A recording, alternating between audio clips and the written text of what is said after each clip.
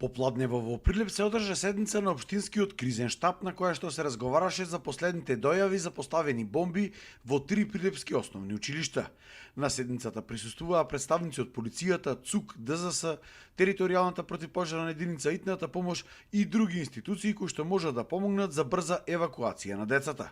Беше истакнато дека сите училишта биле максимално подготвени за брза евакуација доколку дојде до вакво нешто, а пред извесен период биле направени показни вежби од страна на децата. Во нареден период можеме со применување на подготовки вежби да ги уште повеќе да ги запознаеме, да едуцираме се во интерес за брзо постапување.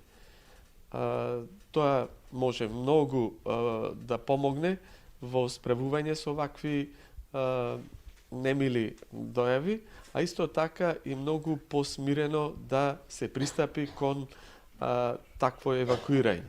Од Дирекцијата за заштита и спасување велат дека имале посебно одделение за обука, тренинг и вежби, не само за евакуација, туку и за давање на прва помош, заштита од пожари и друго, кои што ги работеле во голем број не само училишта, туку и други институции и компании. Училиштата, зборуваме сега ова актуелно што е, училиштата, детските градинки, старски домови, болници, секоја година се контролирани и укажуваме се, даваме се напатствија во делот на безбедностите, мерки вклучително и спроведувањето на мерката евакуација.